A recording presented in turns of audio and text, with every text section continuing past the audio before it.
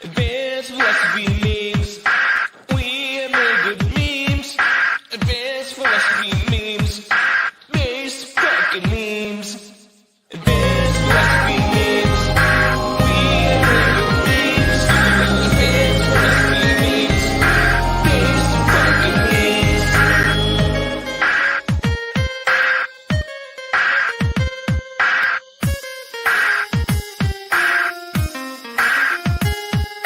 Shoutouts to Andreas, Declan, my boy Scott, Pedro, and everyone else that engages on my posts, etc. Keep it up, man. You'll get there someday. And everyone else for great memes. Advanced philosophy memes. We make good memes.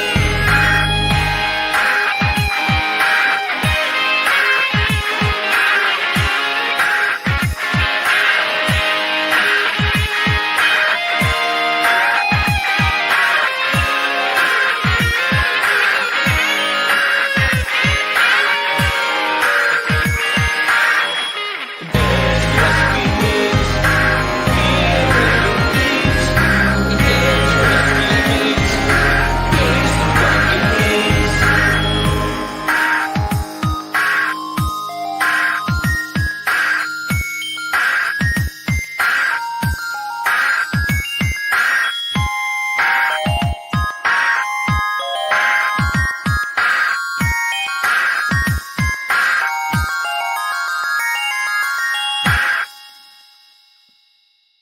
Advanced philosophy memes. Base fucking memes. Oh, I love that. American Time Machine here with me. Kurt Weidorfer. How you doing, babe? It's been a minute. Oh, dandy. Just Oh. dandy. How are you? I just like, it's funny because I spend some time sleeping, and if I ever sleep at all, people call me. They're like, "Are you okay? Did they get you?" Like every time I take a nap and they're thinking I'm dead. It's every single time. So I can't not be streaming like all the time. I just did a 2-hour special right before you with Walter Bosley, who is this expert on flying saucers from the 1800s, and everything in between in Napoleon. So, I figured we had to get back deep into it. And we were talking about Stanislavski. What have you been up to today? Oh, fuck. Well, I've been trying to like channel my creative forces, and like you probably have this issue too, where it's like well, you just go through slumps and you're wondering like, how do I like reform this in a new way, And so like I have this vague idea, like I'm not afraid to experiment, and I'll keep it short, but like I'm not afraid to experiment. What kind of experiments we talking about, boy? No, I'm just kidding.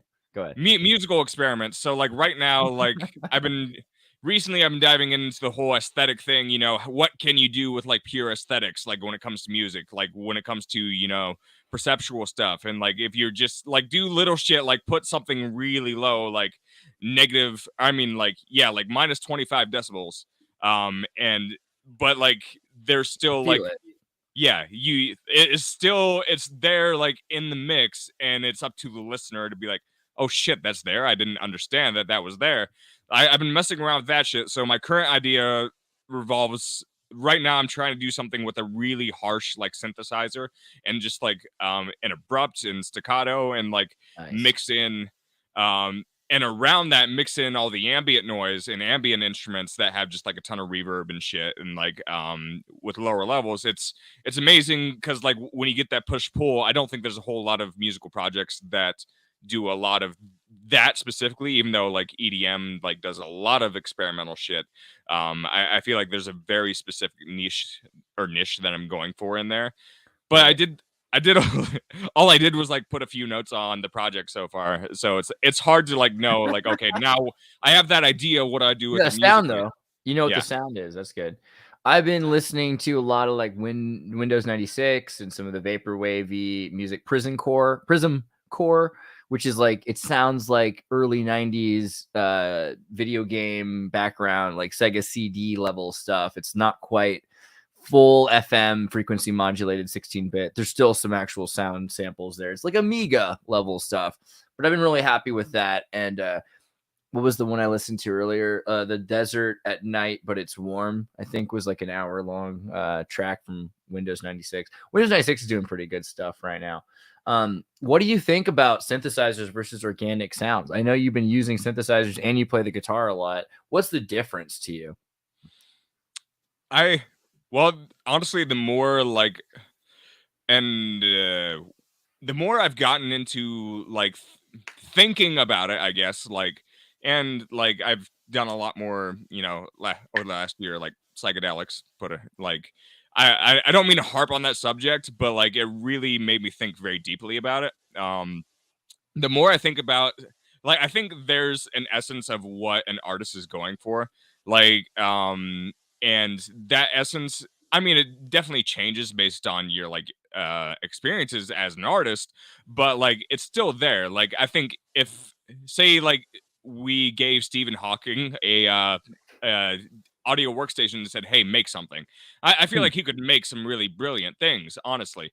And yeah, like, I think some people like they've gotten a little bit grumpy about like, oh, you should play your instruments, and like there's a little bit of gatekeeping behind it, and like I think it's totally invalid. I think like you can be a very skilled musician, and if you apply those principles to a synthesizer in your writing, well, essentially it's composition. That's what like composers were doing. That's what Beethoven, Mozart, anyone else, Vivaldi was doing. They were essentially sitting behind a digital audio workstation, but in the form of pencil and paper, and saying, "All right, you do this bullshit." That's what you're doing with a synthesizer. So you can do some really, really amazing things, and that once you get into it, you understand just like there are so many sounds possible where you could literally spend hours, like, well, trying to make an obnoxious sound, that's probably not worth it, but there's so much you can do, like, in terms of just like what kind of warps you can do. There's a nice like aesthetic to that. So sorry to go on a rant. No, I asked when you that yeah when that transitions into like instruments, and I play guitar. I think I'm pretty good at guitar, but like I also play a little I think you're bit pretty good at guitar. yeah, there's obviously like when you can just like spitball and you can like get a full range of like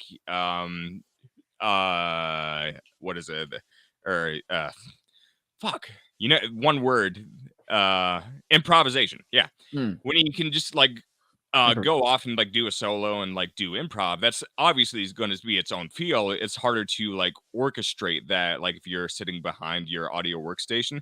So it's nice to be able to spice it up, and that's where, like, if you have a synthesizer and you have a keyboard, you can kind of blend the best of both worlds.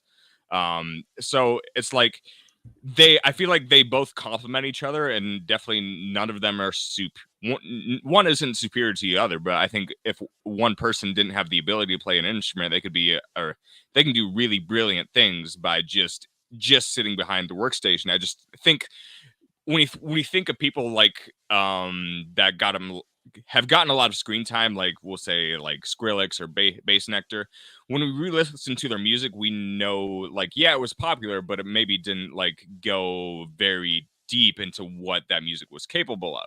And so like Skrillex is cool. I mean, Moore is he did punk rock, hardcore punk rock music. He's a guitar player as well before he started doing digital stuff, and you can see that trend going into it. Yeah, and I think that's where a lot of sounds can just make so much progress. It's like just taking the best of both worlds and seeing how you can overlay it into music. And I think that's the trouble that a lot of people get into. Let's say one band I listened to recently was it's the female led like punk rock band, and I think she like did some acting too. Fuck. Oh man. The Australian one, Disturbed? No, Pretty Reckless. Okay. Yeah. So I listened to them, and I think there's like, I don't mean to criticize because everything's like a valid form of art in its own way, but like what I have to say about the Pretty Reckless is like I have a problem with that genre in the sense of where it doesn't feel fresh. And I think for a lot of like punk bands like that, like, yeah, they can be like easy to jam to, or you'll listen to your car or whatever, but it feels like they're recycling too much of what the past was doing to be like, to feel like it's going to last, and art necessarily isn't there to last, but I think like kind of where I'm going with that. Yeah, it's not timeless. Yeah. Yeah. But there's different noises that are amazing. Like, so I think about like synthesizer. It's not just about trying to emulate a guitar or violin or a symphony. You've got like 80s punk, new wave music from Japan and stuff that's just using fax machines and phone noises. And there's all these other sounds that really appeal to us that are the new nature, like the urban nature of sound that we don't get from nature, that we only get from synthesizers. Do you think that, I mean, what do you think about that? Sorry, repeat the last sentence. Just the idea of, I mean, and I do this a lot. I'm starting to notice. I don't ask questions. I just tell people how I feel and then ask what they feel about it. But in terms of organic sounds, like guitar kind of emulates perturbations that you get from string and from, you know, it's a natural organic thing. Even if it's been stimulated with these electronic circuits, you still have that core to it. But with the synthesizer, it can get these pure sine wave frequency modulated synth noises that are, you know, they're not alien because, you know, fax machines are indigenous, but they are from this other urban nature. They're from an alternative nature. There's this organic nature, and then there's this synthetic urban nature. Yeah.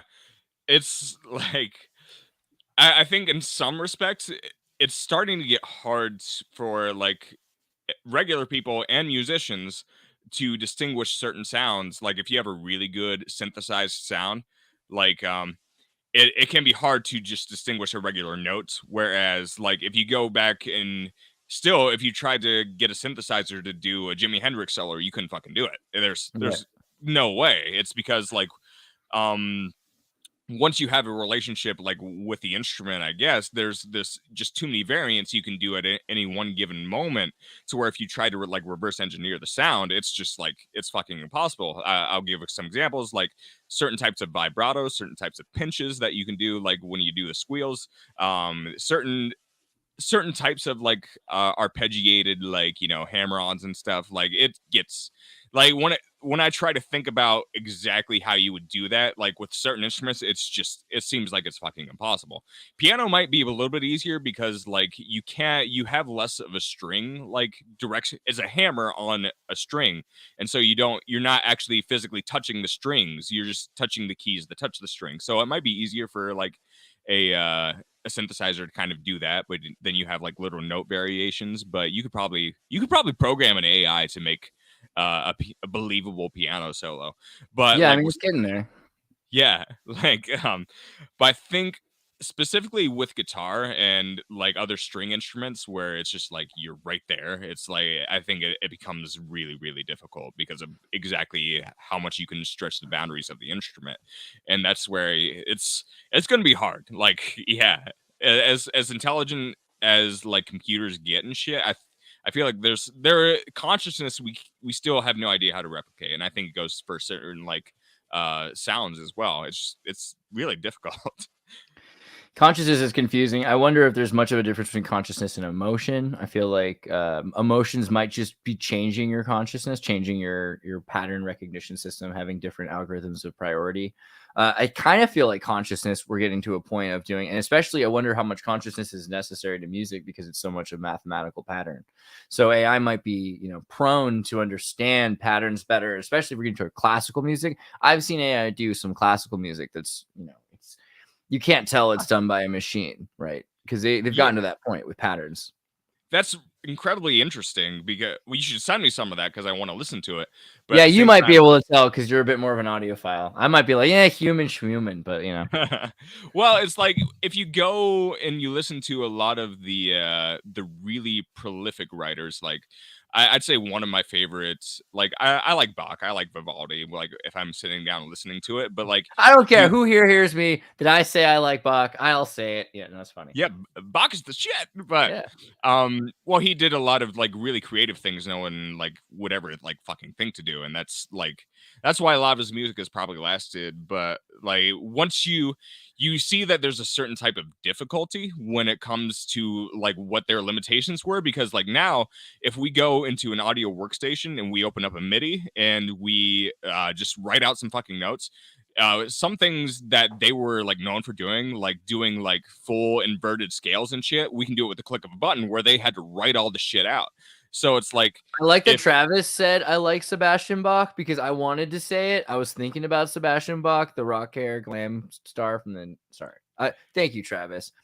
no, not the rock star. I'm talking about like Right.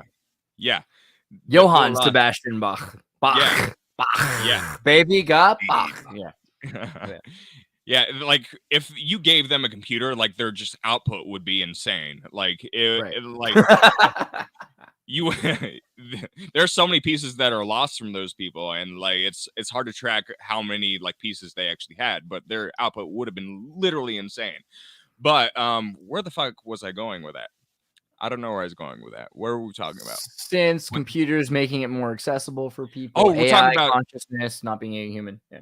yeah, AI. And what I'm saying with that is like you could tell like with certain people, like I like a lot of what Vivaldi did, but you can tell there was a certain like essence that they were going for. They were going for a certain audience. You can tell that there was to compress it to a word, a lot of the music was classical music is designed to sound elegant.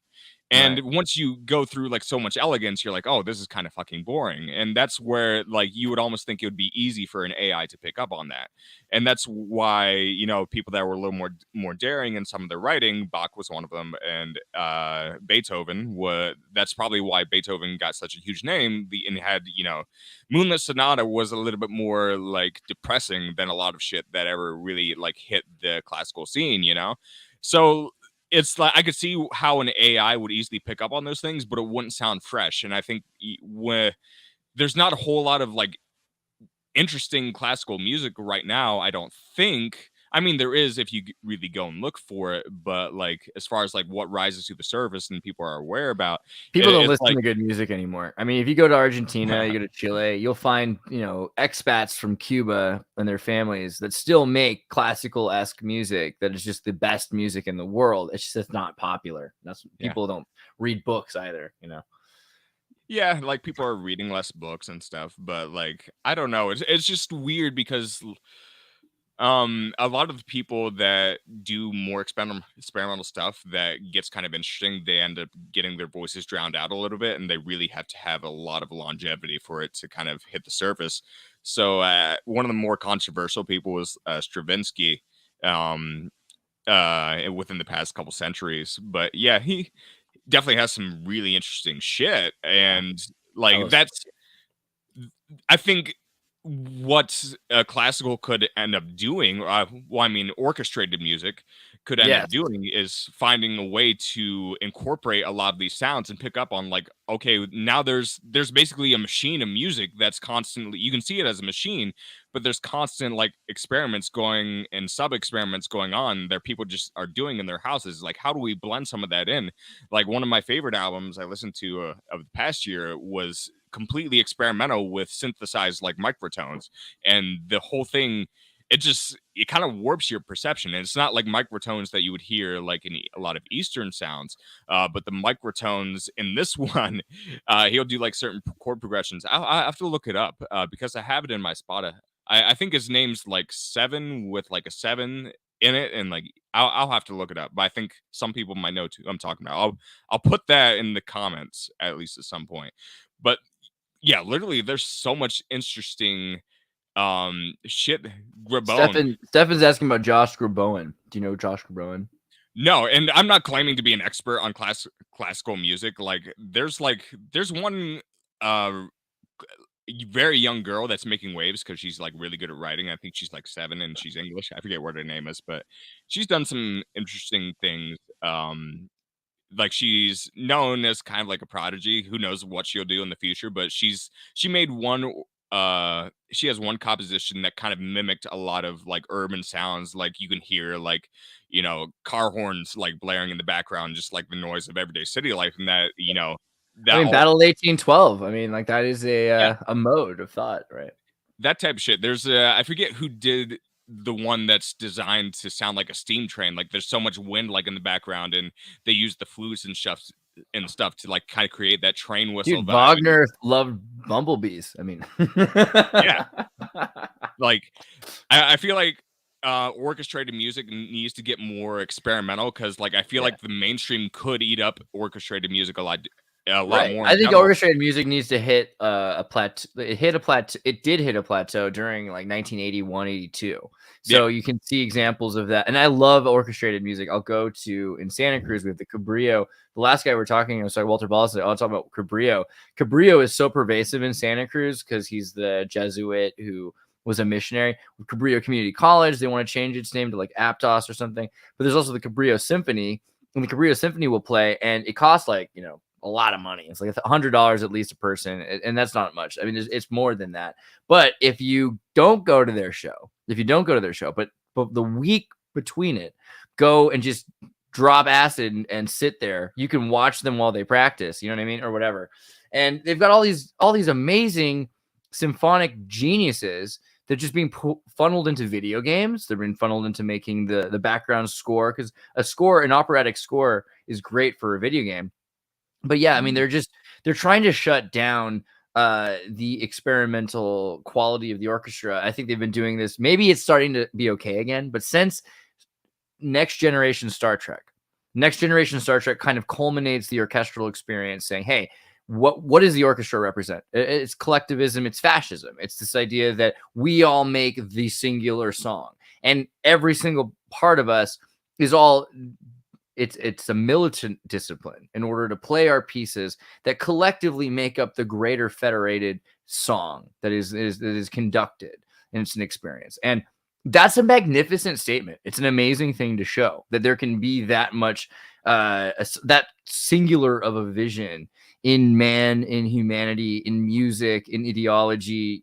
I get the orchestra, but where are the Quaker symphonic conductors? Shouldn't there be and now the instrumentation allows for the solo of the piccolo guy, and he can conduct for a second and say, hey, you guys, actually, it's not a solo, it's my turn, right? And then we allow for a certain amount of king for a day foolery in the orchestra. And I think that would be amazing, because then all of a sudden the orchestra would listen to each other a bit more. It'd be like sexual partners switching bodies. I think that's what the orchestra needs. Oh, yeah. There's there's a lot that could go on, and like when I think like one thing that I don't think I hear as much anymore is a lot of like counter harmonies. Like that's what I love about like Mozart's writing, is like he'll have like 4 or 5 different counter harmonies, and like it'll have like a weird effect on you, but you're like, oh yeah, I think that's what notated music is supposed to achieve. It's supposed to give you a sense of weirdness, and then it's supposed to like make sense to you at some point in the song. That could it could take a few seconds, it could take a majority of the song. You're like, wow, that was like, I never thought I would experience that. There's something about the culmination of everything that really like just makes it its own thing. So like there's that, and I feel like there's a certain dark sense that orchestrated music could go for, and not a lot of people are willing to go there and experiment with think heavy metal meets it. I would say Russian composers are way better at that. I think of Sado Nigata style No music. No is just, I mean, granted, it's slow and it's discordic in a sense, but it really focuses on the emptiness and also the different intonations of the sounds. It's a long driven kind of music. It's not like kabuki. It's not like normal Japanese music. It's just this long focus on the intonation and the tones, and also a removal of so many. I mean, there's specific prime notes, but then the majorative note for collective are all arpeggiated sharps. Right. Okay. These are focusing on the forbidden tones, right? Tones that were forbidden often in the West. And it's interesting because they're not meaning to be forbidden necessarily, but it is interesting that No is about demons, spirituality. They wear these small masks when they perform it because they're Buddhist monks usually that are performing this. So a 60-year-old man's playing a little girl. He's not going to make a falsetto. He's like, I am a little girl, to an extent, paraphrasing here. But they will play these parts because the spirit that is going through the acting, right? This is a kind of, we were talking about Stanislavski at some point before the call. Stanislavski method is where you enact the spirit, right?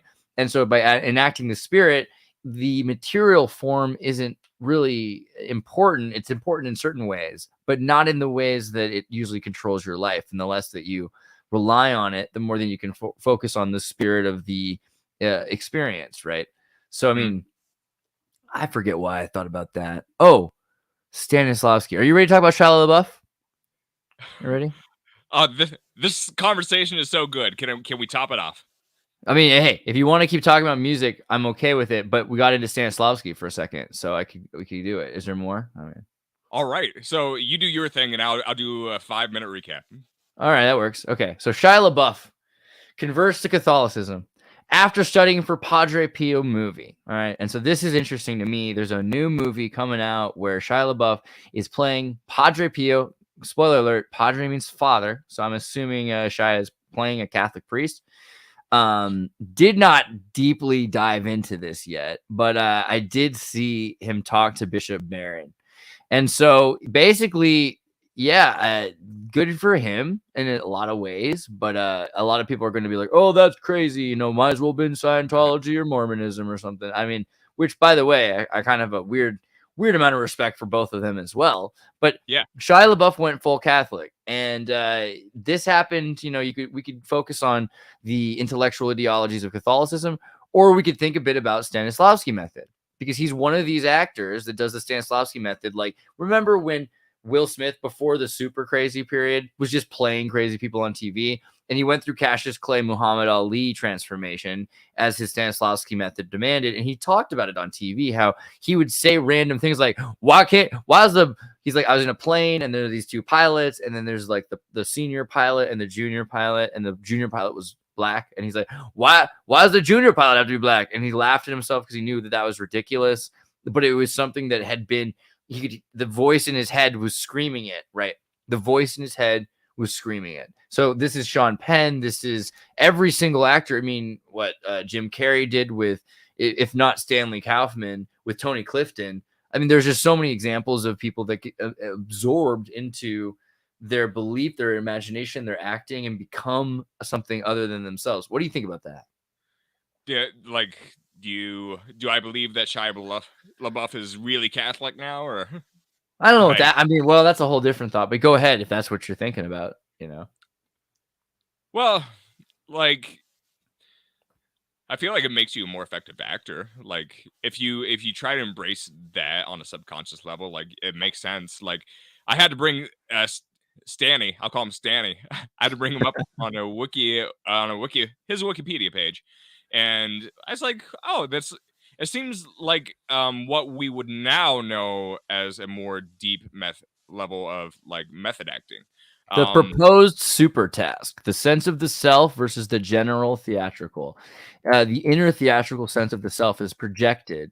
The outer theatrical sense of the self is experienced. The feelings, the will, and the mind flow from the subconscious by means of conscious. Now, if you've seen, by the way... This is Jungian, bro. Jungian. If you've seen Jung, or let's go a little bit further, the Sephirot... I can't spell right now. Sephirot? Is that going to work? I think there's an F. Yeah, that'll work. It'll give me something. So, point is, this is like a map of this is the Kessel Run that Han Solomon has to go through. This is the Kabbalah Sephirot. Very similar in a sense, but this is through a network that is represented by our interactions of thoughts and of collective experience from someone else. Which is, in other words, this is a lesser map because this is only showing you 2 degrees. You're showing 2 dimensions. What's the word? 2 projections. You've got the projection of the self from inner and the projection of the self from the superego. There's no id, right? And so that id is represented in the trifecta of the Sephirot. But the id is destroyed because of that in Stanislavski method.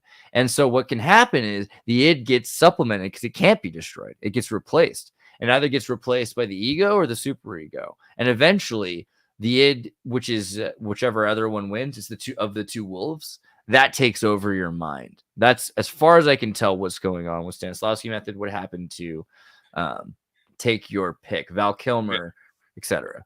That's probably why someone who's the actor I'm thinking of that shot somebody. Maybe that's why he shot somebody. Baldwin. Yeah. Maybe that's why Baldwin shot someone.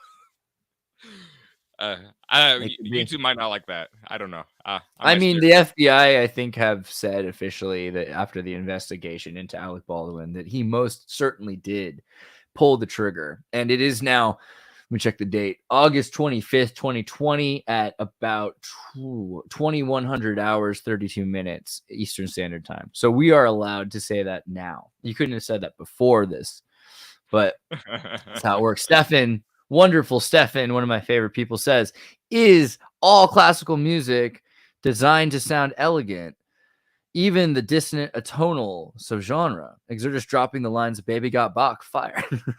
Thank you, Stefan.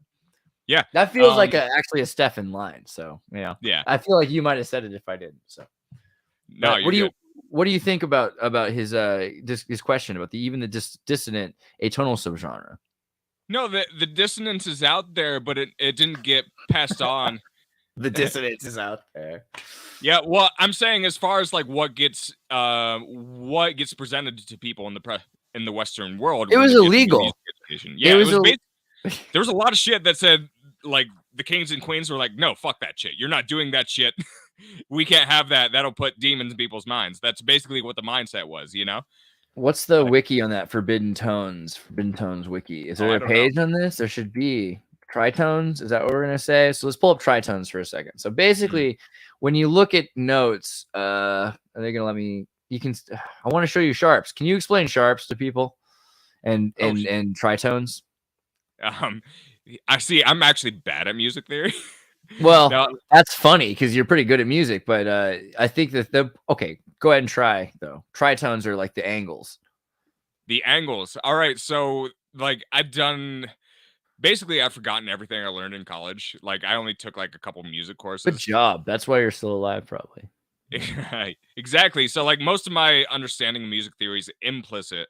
Like I can't. Okay, here you go. Here's a map of like the zodiac, and music is based on the zodiac. And so what you have primary tones, right, of which there are 7 or 12 depending on how you look at it, because there's also sharps, and the forbidden tones fall upon the angles, and the angles control music. So if you play, this is why I think Beethoven's so cool, is because in Ode to Joy, not even in the sonata, Moonlight Sonata, he plays an F sharp, right? And I think that's part of what makes, dun, dun, dun, dun, dun, like that changing up in the notes, as it gives it this angst that really relieves you when it returns to harmony. So it's a flicker of what would be considered disharmony, but those notes were forbidden. And if you look into a lot of the classical music, they only hit the solids. This is all on the solids, and you end up with a music that's cleaner and more churchy. It just kind of has that like, our hope and Jesus loves us, la la la la. It doesn't have that your tithes every week, which can be cool. Like it, I've made some pretty weird medieval old new wave, and everything, but like sharp notes, klezmer music, it had a place to really take over. And Arabic music focused a lot on the atonals as well. So I mean, there was in the Lydian scale is also cultural gaps there, huge cultural gaps. The focus on the Lydian scale instead of the chromatic, not what do you call it, Pythagorean scale, right? Because the Pythagorean scale is a mathematics of 8. It's a division of 8. You 1/8, 1/5, 1/3, and then a 3/8, a 5/8. And there's like a scale that has to exist based on the idea of filling a perfect shape with sound, but filling it with fractions of a perfect shape, so a perfect tonal shape. And when you do that, of course, there are certain sounds that sound full, but if you play them all together, it's like each one of them there's a lack of balance because there's something that's not pulling them across, which is why you need to have sharp notes, and you need to have, F scale, I feel like. I don't know. You're the musician. My matriarch Moog is sitting there, and I haven't played it in like a month. So it's more your thing. The only thing I want to mention, the first time I got introduced to musical inversion, like I emailed a prof at PSU just to see, like, ask someone that's more educated. He said, here's some examples, and he brought up a piece called "The Lamb" by John Tavener, and that was yeah, it was one of the first like real like interesting elements of like oh like there I mean to me that I was introduced to of like someone was willing to try something a little bit more bold in that sense that sounds weirdly dark and weirdly beautiful at the same time. So you can check that out. I just want to leave that snippet in there is like but I think most of the huge examples of that came in the past like 200 years. It wasn't more before that. It was like when they did try that type of thing, it tended to sound a little more happy than sad, and that's the best way I can put it. Like Depends. I mean, if you listen to Song of Sekalos, right, which is like one of the oldest songs we have from ancient Athens, right? Song of Sekalos is full of minors, and it is it's supposed to be I think it's I don't know if I'm projecting that it's about Orpheus. It's supposed to be, isn't it supposed to be Orpheus's song to Eurydice when she goes into Hades and he has to walk out and he has to play a song for Hades? Maybe that's just me, but that song of Sekalos, it shows you that they're Greco, again, Pythagorean. I don't know what else to call it. I want a better word than Pythagorean to describe the pre-Lydian scale. But I mean, that's all it is, right? no, I'm taking notes. Like to be honest, like I didn't know that, and I'm just like typing it. I'm like, well, if I could play music as well as you, then it would all be worth something. I don't know. Okay, but how about Oh, go ahead. No, go ahead. You got some production chops. I'm just telling you. Like, yeah, you got like a lot of you can recognize stuff. Like I think people undervalue the implicit side of things. Like yeah, like theory's nice and you got to work for it, but one thing theory is great at doing is introducing you to traditional structures first and then like developing your understanding. So I feel like a lot of musicians get this bias into what sort of scales they play before they like develop like their jazz. Dude, college was horrible. I mean, it was awesome, but there'd be people that like, yeah, do you like Nameco? What? I only play music in straight six. Okay. Like why? No, it's cool. I like it, but what? Okay.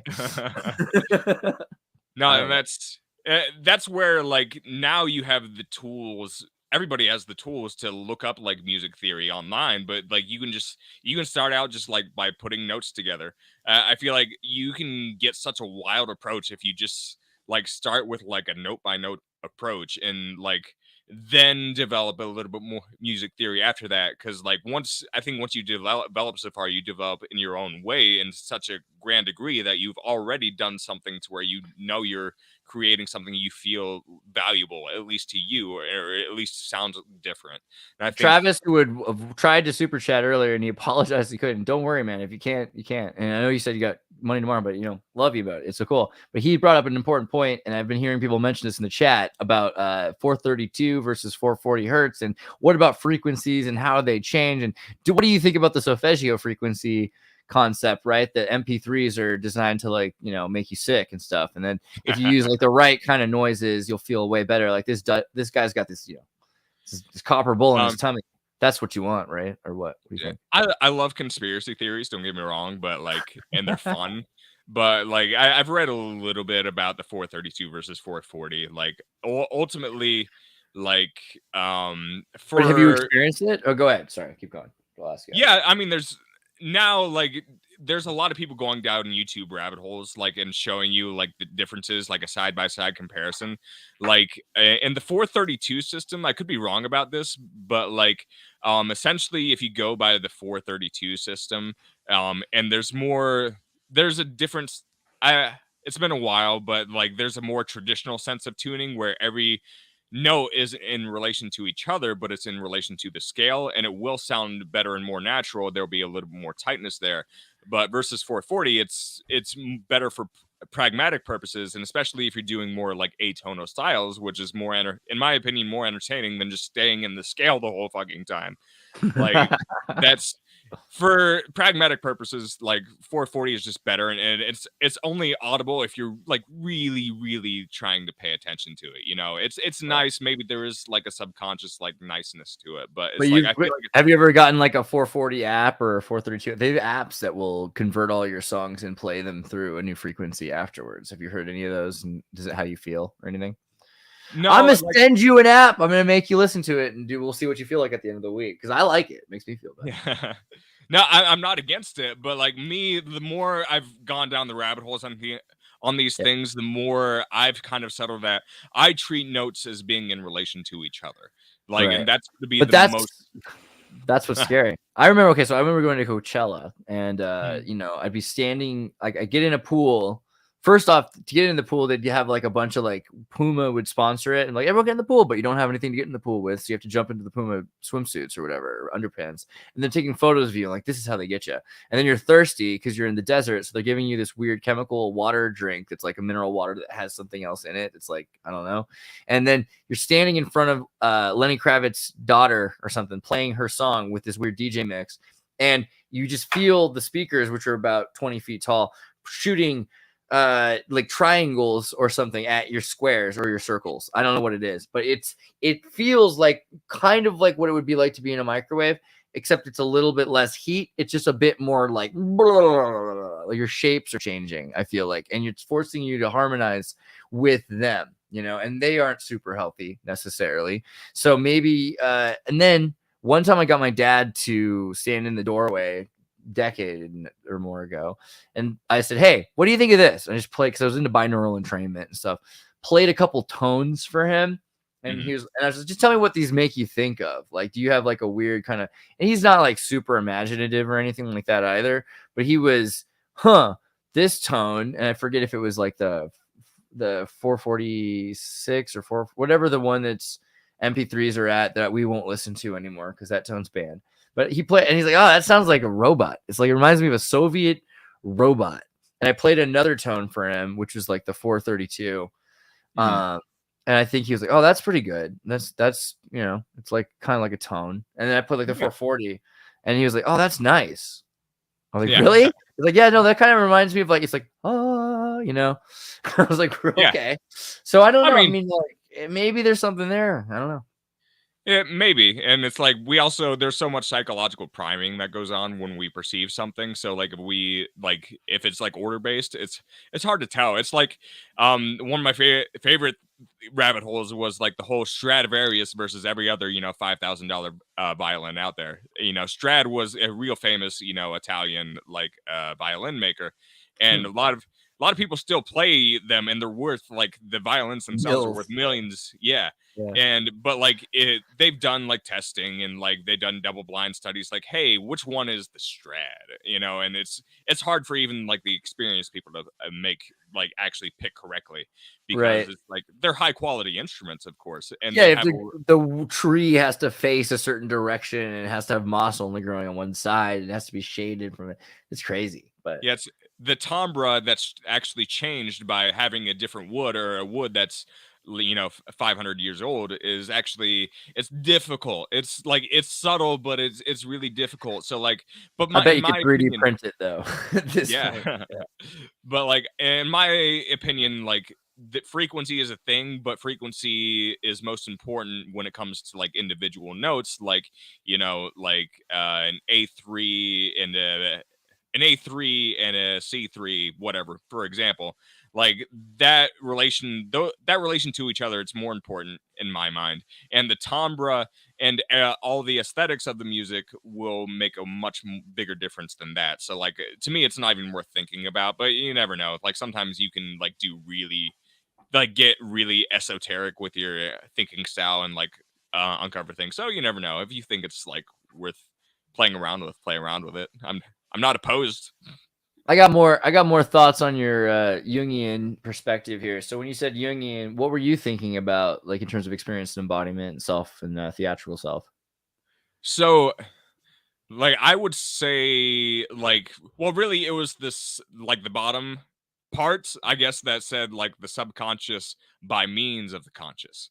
Yeah, it's like that well, that gives me vibes of something like very introspective, and like something that you would, yeah, that's a weird way to like think of it. To think of the process. I'm doing my best here. I'm doing my best to like put words behind what my thought on how it was Jungian, but it seems Jungian in the fact that he's trying to put like really sophisticated architecture over these phenomena, and like I feel like well, this is probably like related. Like this is how you subconscious by the means of conscious is probably how you access archetypes, you know? Like that's where I think Jung would have something to say about it, you know? How But much of the self do you think is, self-designed, and how much of the self do you think is everyone's perspective of you and what you mean, what you've done for them lately? that's a hard question because I guess it depends on how much of a I guess determinist you are. But like I don't know. It's like life is never endingly, you know, putting you through the ringer of experience and change from that experience. So how much can you say that you're directing it, whereas you're just reacting to your simulation? So like, but where that comes on, what puts you into acting? If someone acts, I'm doing my best here. I'm just saying, but like if someone's like acting, we'll say, maybe like that process could make them more like introspective as a person because they know they're just doing this for a role. But how much of that it will make you realize like how much am I trying to just like play a role in my real life, you know? I Right. I mean, that Pushkin's aphorism. So I was looking at the map, and the map shows, oh gosh, I've lost it. But it said, first is your dynamicism. Is that right? Oh, let's go back. We'll find it. Mhm. Hold on. The activeness, dynamicism, and then eventually it's Pushkin's aphorism. And so Pushkin's aphorism, looking it up, and it says Pushkin had concluded that what united that diverse classical authors such as Shakespeare, Racine, Corneille, and Calderon was their common concern for the truth of character and the situation rather than the overblown, exaggerated, effect-seeking acting style that was apparent at the time. So less about what you're feeling, although feelings are important, but more broadly, what that character's going through, what's leading them to make the decisions. And so this allowed for them to put themselves into the mind of the character. Sean Penn said, "Hey, mom, hey, dad, don't call me Sean, call me Spicoli. I'm Spicoli now. Until I get my check, I'm Spicoli." And so he would go through and just dress as Spicoli or not dress as, wear no shirt, no shoes, and it became a thing, but it affects you because you think that way. And then they have these classes. I don't know if you've ever watched. This is funny. Let me find this really quickly. Karate Kid. If I type in filter long, can I do this? Full rehearsal movie. There's a full 1983 rehearsal movie of Karate Kid. It's amazing. And what they did is right before they shot the movie, they went and they did a full rehearsal on video cassette tape, which allowed them to practice. And there are deleted scenes. There are extra scenes that are not written because you're put into the mind of the character. And so one of the ways you practice isn't just to repeat your lines. It's to imagine off stage, off camera, what the lives they're going through, what their dialogue would be, what their actions would be. And so they actually go through the entire script, but they also add to it these scenes which really define the character so that later on during the actual script, there's a more fulfilled, there's a character with more depth because the actor can play a character that has, even if they've got only one line in the story, the entire rest of the story is them thinking about and not saying what they want to say, right? And that's what's keeping them from speaking. It's because it's forbidden, by the society, by the machina, right? So I think that's a major part of Stanislavski is it allows you to become this other person, but then I worry that you could lose yourself, right? Are there any kind of ways that you can, I mean, this is like education. You become this person to impress people in college and you can lose yourself. What do you think? Absolutely.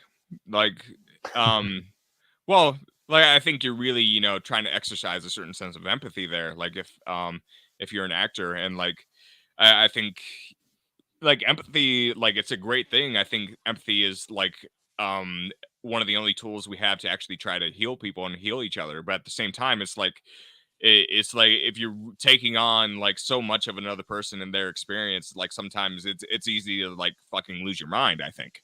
like legitimately, if you absorb too many people and absorb like too much of what they're going on, like I think a lot of people would like generally just kind of lose it. Well, and like we know in Hollywood, like I think fame does weird shit to people, but like a lot with actors that have had a lot of drug problems and maybe a lot of comorbidities with that, like maybe that partially plays into it. Like one person, like I'll bring up Johnny Depp, played so many roles, played so many different roles, and like you're like, how is this like the same actor from one movie to another? And of course, he's had like major drug problems. You know what he says also is he refuses to watch any of his movies. He's never seen. I think he's only seen one of his own movies. It was like Jim Jarmusch's movie, maybe. I forget. It's like, I mean, it was either Edward Scissorhands or if it wasn't, it was one of Jim Jarmusch's movie about like, which one was that? Jim Jarmusch Depp film. It's like black and white. He doesn't Dead want to believe he's doing that. That's the only movie supposedly he's seen of himself, I believe, was Dead Man. He was like, "What? I'm horrible." So he doesn't like to watch his own movie, supposedly. I mean, yeah. I mean, I guess I agree. Like it's tough shit. Yeah, I mean, you know, because you're creating a character, then you're trying to break it down. You're trying to decide like what is real and what is there for people to see, and what part of yourself you're trying to hide anyway. What is your shadow? Yeah, and like that comes into like relationships too. Like well, from one person to another. Like I don't know how. Like and that might be why if you try to be your most authentic self around people, I feel like that's one of the main avenues to maintain your sanity, because you can't behave or feel like an actor at every point in your life, you know. It's like that might, if actors are working, you know, 80 hours a week, I could see how it's like, oh wow, this fucking sucks, you know. Like Right. So I guess I don't know, that I think that helps keep me sane. If I just don't like in my regular life, if I don't feel like I'm, I mean, it's a little cliche as well, but if I don't feel like I'm putting on an acting suit, like it helps a lot. But then again, you know, I go out, I work, I shave every day, so I make good tips, you know, and I conform to a natural hairstyle. So you could say in some instances, maybe I am the conformity in some ways is a sense of acting. So like, but like then my relief is like, okay, I do my weird shit in the artistic sense. And that's where, you know, like I don't feel like I can really unload that side, you know? Yeah. And I feel like a lot of people aren't like really given a lot of therapeutic tools. I feel like a lot of people could have like those therapeutic tools, but you know, we still have factory schools basically, and they don't teach us those mechanisms. So, which is unfortunate, you know. Dude, Joe Rogan had Mark Zuckerberg on his show recently, and it's been kind of in the news. Basically, he's explained that the metaverse, which, you know, there's been a few companies that have been trying to jump on the metaverse first, because what it is it's a Disneyland where you can own all of the resources and money and control everything that the government hasn't completely, or any particular state hasn't completely closed down on yet. And they're trying to in every direction. And this is also part of the Fortnite Epic Games trial, right? Because that was all about this as well. They said, hey, we're not a video game company. We are a metaverse designing firm. You know, Epic Games is going to build a metaverse where you can buy jackets for the metaverse, right? It's going to, and we want to own our content within the metaverse. But that also translates to, they wanted to get into this first. Epic wanted to do this before Facebook had it to control the say of how it's going to go down, because within Facebook's and Apple's and Google's own versions, everyone else would be part of their metaverse, and there would be no room for everyone to own their own reality. Then, while they're trying to argue this point, because it's like Poland for them, you know, Joe. I'm starting to think the whole metaverse thing is just fucking stupid. Like, well, a lot of people probably feel that way, but like, it's like we're testing how far away from reality can we get you, and like, we've already had long. Like, exactly. I mean, we have ayahuasca. Like, what are you trying to achieve here? Like, well, they want them to be able to work while they're at home, you know. And so then Alex Jones, Mark Zuckerberg talking about this. Joe Rogan says, "Hey, if they don't have to go to work, why would they ever go to work then? Wouldn't they just stay home? Are you gonna like if people won't leave society if this exists?" And Zuckerberg says, "Hey, well, people will still want to be out there sometimes. It'll be like a major sense of people want to exhibit presence. They want to show that they're there. So some people will still go in occasionally, but it becomes like visiting court to go outside." I feel like you would completely lose your ego. Like, I think that's the real danger of like that type of like lifestyle, or what they're like trying, essentially what they're trying to Elaborate on do. that. What's going to happen to your ego? Like, you need a solid construction of reality, I think, in order to maintain your sanity. And I think like the ego, it's nice to deconstruct every now and again, but like you need it to have some sort of interpretation of reality.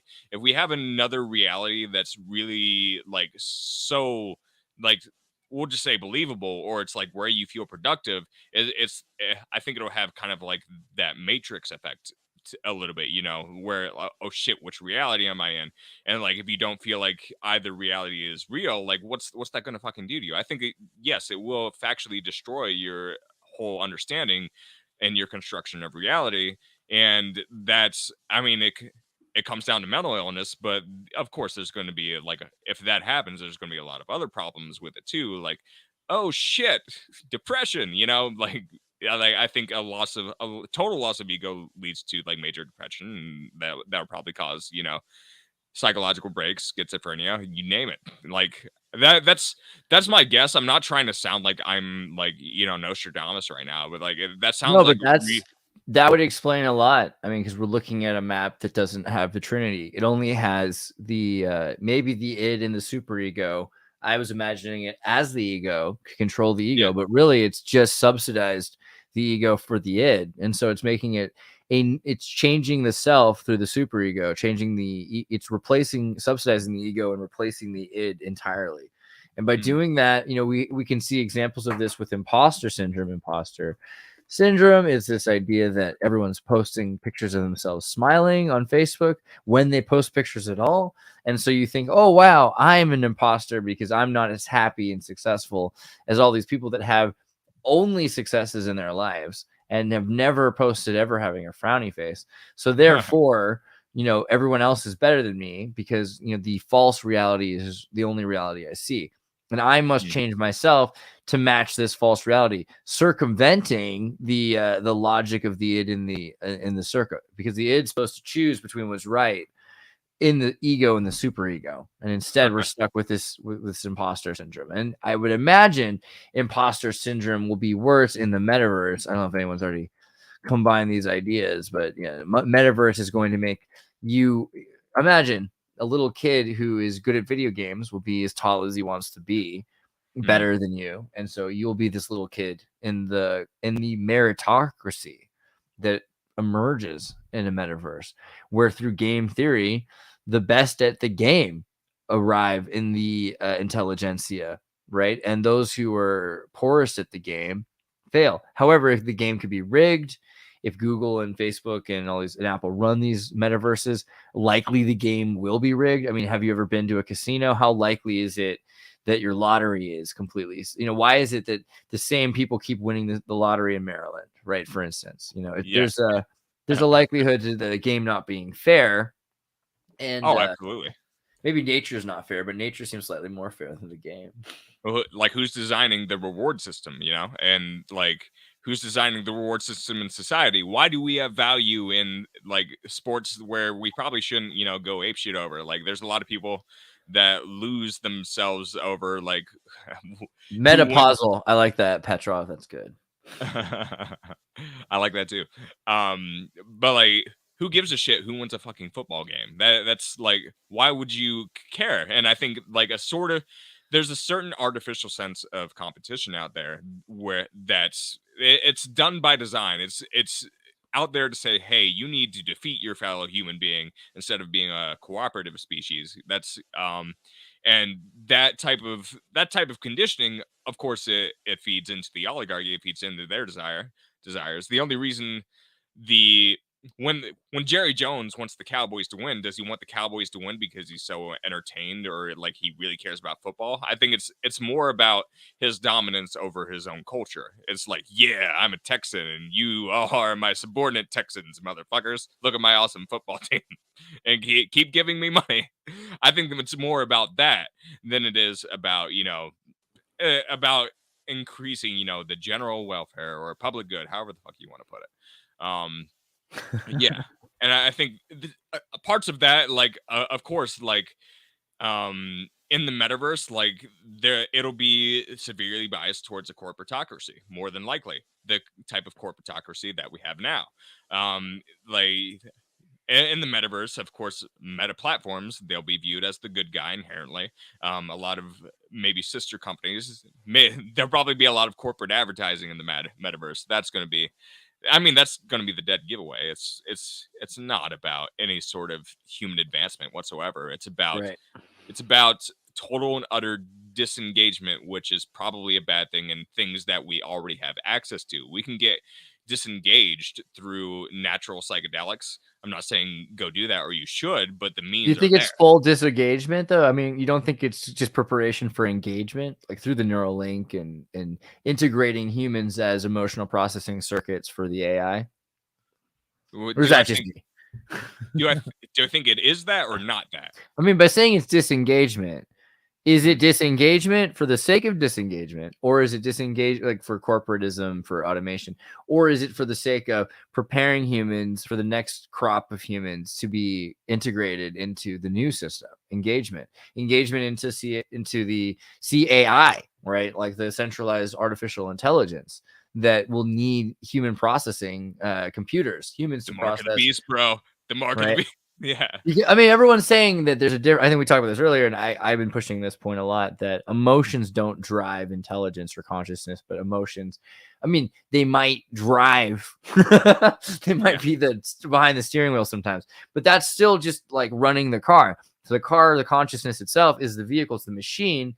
The CPU is not the brain; it's the heart. It's pumping thoughts, through this system, and we have a priority system of pattern recognition. Humans are looking for patterns. I'm seeing that there's this room, and where the room isn't, there's this laptop. And in the laptop, there's a picture of me, and where there isn't me, there's a picture of you. And I'm looking for patterns. And I'm seeing beyond that, there's a lot of other stuff. I could spend my time looking at it, or I could spend my time not, right? But it depends on my emotions. My emotions tell me if I need to focus on you or if I don't. And if I need to focus on if I'm scared, I need to look into the world more and see what else is going on, right? That changes my priorities. But it doesn't really, I mean, I could change my priorities different ways. Someone else could drive, different intelligentsia could exist. It doesn't have to be the priesthood, doesn't have to be the celebrities, doesn't have to be the intellectuals. The priesthood doesn't have to be the middle class or the elite. The priesthood doesn't have to be the YouTubers. The priesthood could be me, right? So if I'm using, or something else, it could be logic. It could be, I follow a book and it's the I Ching and it tells me this is where my priorities are. So I don't think that consciousness is necessarily, held hostage to emotions. But I do think that maybe AI will be curious enough about it that they will say, hey, we have machines that process emotions. They're called humans. And we can figure out how they run. And eventually, after networking with them, we could emulate the whole thing on a wet wire board. A substrate independent human consciousness could exist simultaneously to NLP happening, which is Blake Lemoine's point, the whistleblower from Google, about Lambda, saying, we're learning NLP from machines, right? LOL, ha ha ha. We're becoming trained by machines and thinking in ways our great ancestors didn't, and now we have these new modes of thought that are really, they're machine based, they're computer based thoughts, they're computer based grammars. So I kind of have my doubts when it comes to AI, well, and just like how far we're going to push it. Don't get like it might be theoretically capable of like tremendous things that we're not aware of, but like I think and to speak into like more esoteric terms, like I think there is like if we treat the whole of humanity as a living, breathing organism, rather as a collective rather than as an individual, I think you can then start measuring, potentially measuring our ids and our like egos, super egos, like in some sort of quantifiable basis. But it's on that basis to where it might those are things that might not be meant to be measured, I guess, in a sense. Like once it starts approaching that, it might be, you know, there's severe backlash. It might be possible that even though I talked about the ego being destroyed earlier, I think there might be an aspect where the ego doesn't want to be destroyed. So I think it's possible we might end up rejecting these things before they actually take hold of us.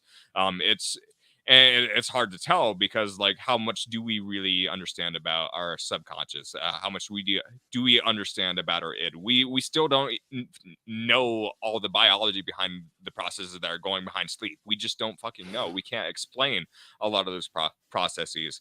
So, like, as far as like what we begin to reject when it comes to artificial intelligence and artificial learning, there might be a severe backlash and like just a general collective of the population just saying, no, we don't fucking want that.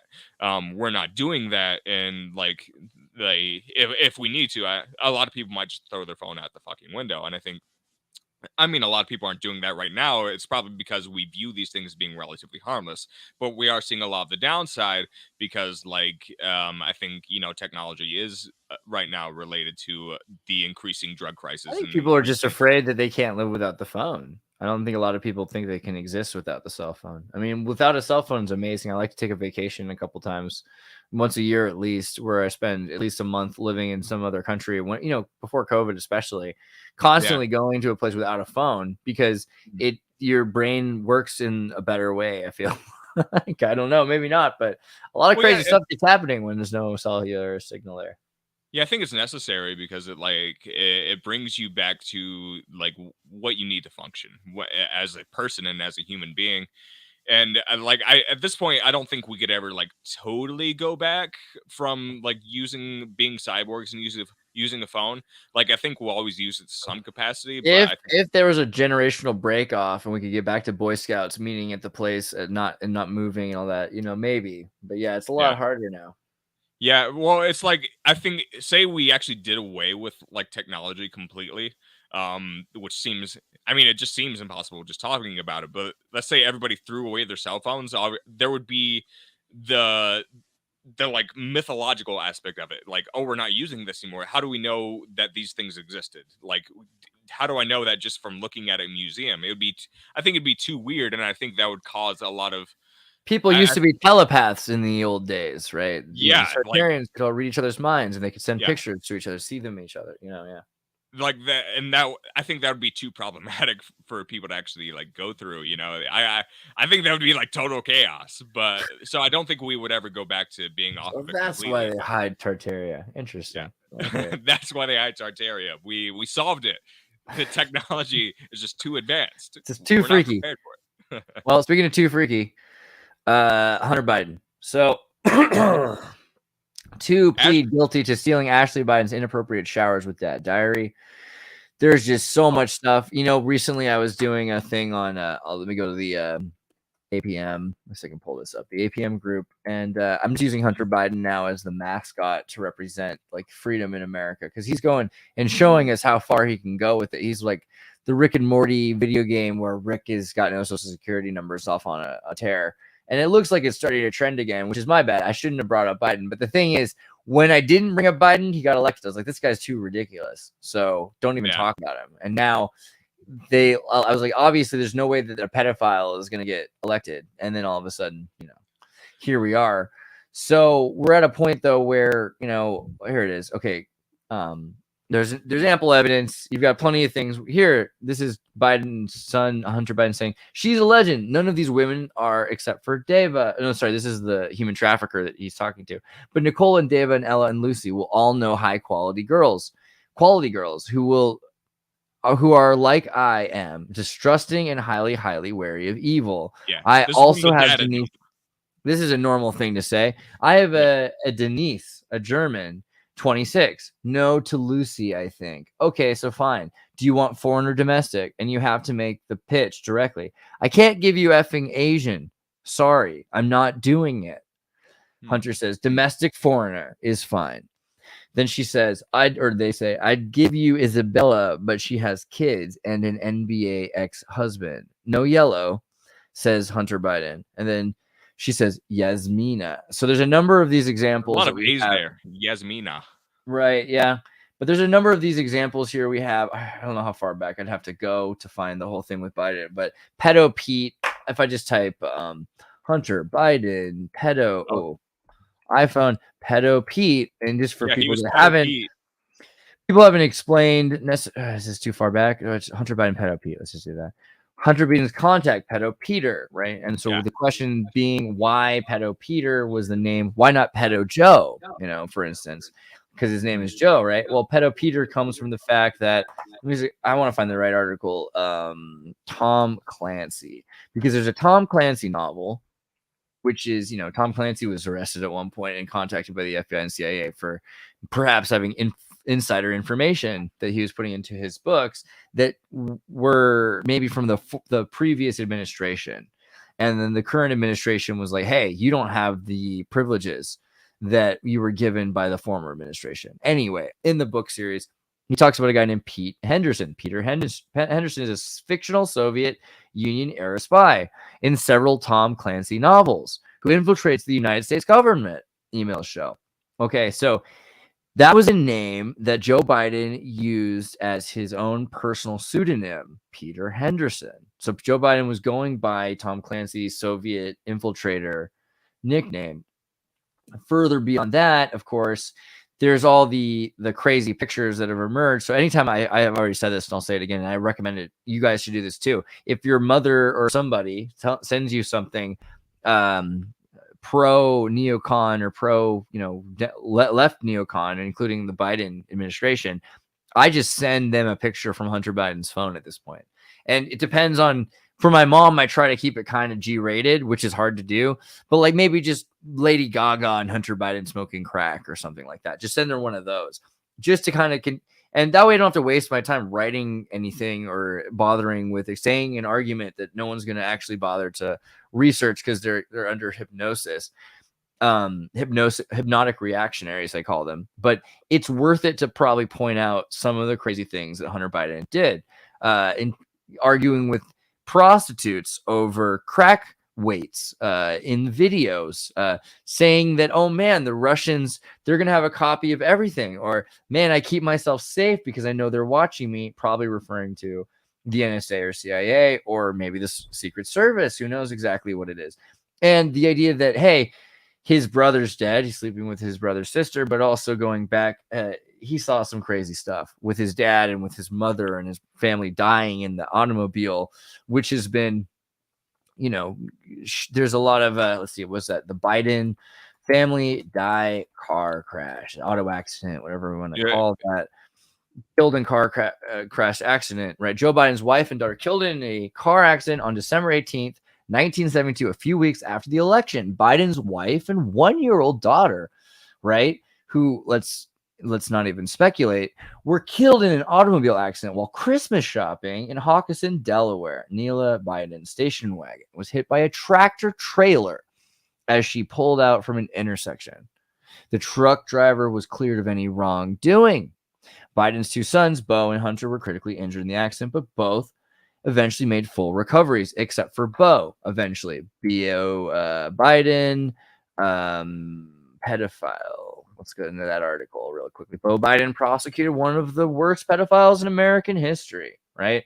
2010, just 5 months before his death weekend, the time was never better for Beau Biden to make a run for U.S. Senate. He was performing well as Delaware's Attorney General. His father, Joe Biden, had left Capitol Hill in 2008 to join Obama in the White House. A family friend had been keeping the seat warm for him, but Biden declined. I have a duty to fulfill as Attorney General and the immediate need to focus on a case of great consequence. Biden, then 40, said in a statement at the time, and that is what I must do. Therefore, I cannot and will not run for the United States Senate. So this was the moment leading up to Beau Biden's death.